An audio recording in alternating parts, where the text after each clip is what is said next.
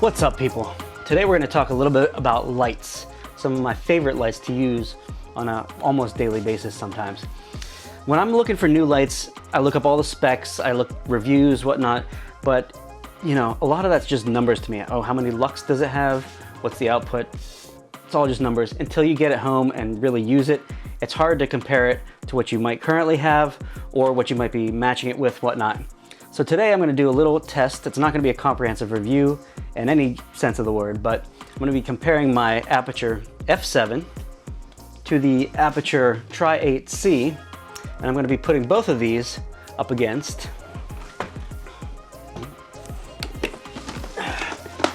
this guy right here, Quasar Science 6-bank LED tubes. Should be fun. So for all these samples, we're going to be starting at 1/50th of a second, f4, and ISO 100. The first one we have here is the Aputure Tri-8c at 3200 degrees Kelvin, and that's just going to be our baseline. When we move over to the F7, you'll see it's significantly dimmer when it's on the battery, and it's even more so when it's plugged into the wall. That's because it uses a USB, kind of like a phone charger, which doesn't deliver that much power. You get more power from the battery. When we move to the Quasar Science single tube, still at 3200 Kelvin, it's similar to the F7 on a battery, but it is a little bit more diffused, softer light.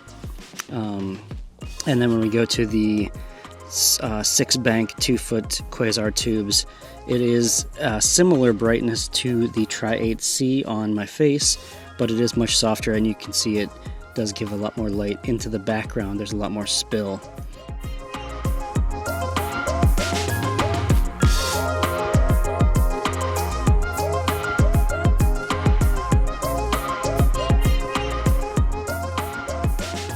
Moving on over to 5600 Kelvin, starting on the Tri-8c, it is very similar results, but all the lights are a good bit brighter at this temperature. That's because this is kind of the mid-range of the Kelvin temperatures of the lights, so it's using both the daylight and the tungsten balanced lights together to give you that brighter look.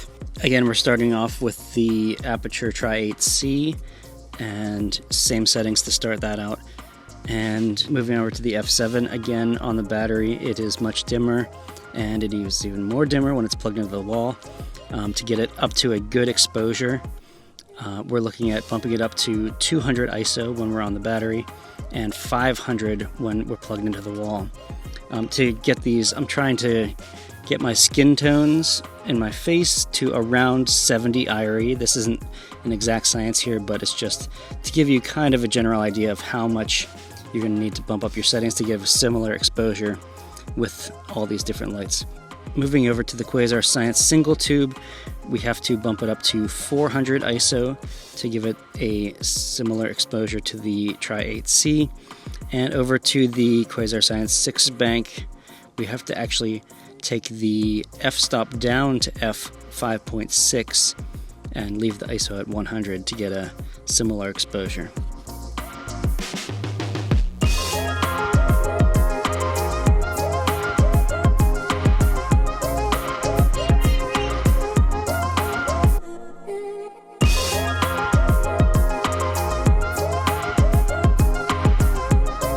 Moving on to diffusion, we're going to use the diffusion panels that came with each of these lights, except for the Quasar Science, because they are already a soft diffused light in themselves, so we're just going to be leaving them as is and adding diffusion to the Aputure lights. So again, we have the Tri-8c as a baseline, same settings as before. We are still at 5600 Kelvin. Moving over to the F7, with the frost diffusion panel that comes with it, we have to bump it up to ISO 200 for when we're using the battery, and we have to actually bump it up to 640 when it's plugged into the wall.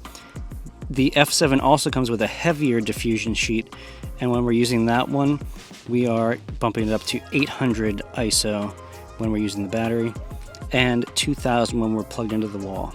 And as I said, the Quasar Science tubes are already diffused, so we're just going to compare those as they are to the diffused Aputure lights that we have here.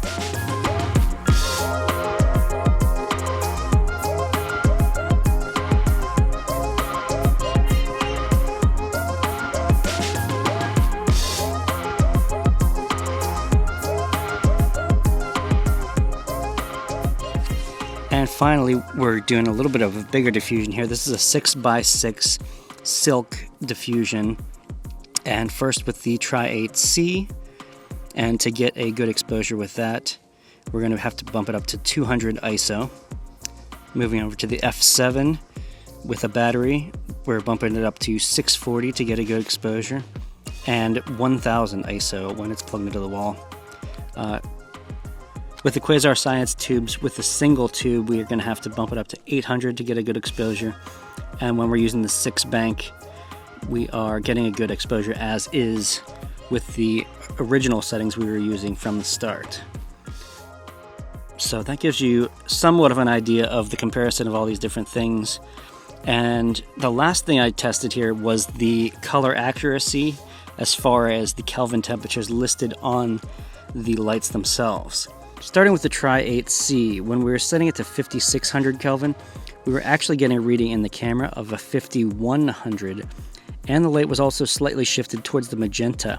We had to add 1 notch of green into the white balance to get it correct. Moving to 3200 with the Tri-8c, we're actually getting a reading in camera of 3400, and slightly more shifted towards magenta. We had to add 2 notches of green to get it to the correct colors. The Quasar tubes were somewhat better than this. When we were setting to 5600, we were getting an in-camera reading of 5300 with no green or magenta shift. And when we set to 3200 Kelvin, we were getting a reading of 3300 Kelvin with a slight magenta shift. We had to put 2 notches of green to correct it. And surprisingly, with the F7, the cheapest light in the bunch here, it was the most color accurate light out of all 3 of these we tested here. When we set it to 5600 Kelvin, we were getting a reading of 5500 with no green or magenta shift. And when we set it to 3200, we were getting a reading of 3300 in camera with a slight green shift. We had to add 1 notch of magenta to get the right colors.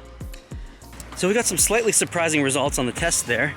I'd say overall the Quasar Science are the nicer lights. They're softer. Definitely the output is better. But for the money, you cannot go wrong with the Aputures.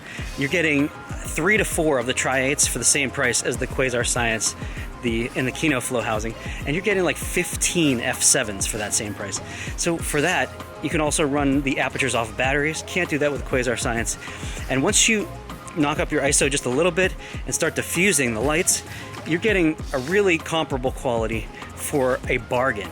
So for my money, Tri-8s are great, but really get a bunch of F7s, just throw them everywhere, buy some extra batteries, stands, and you got a really nice lighting kit that can serve you for almost any purpose.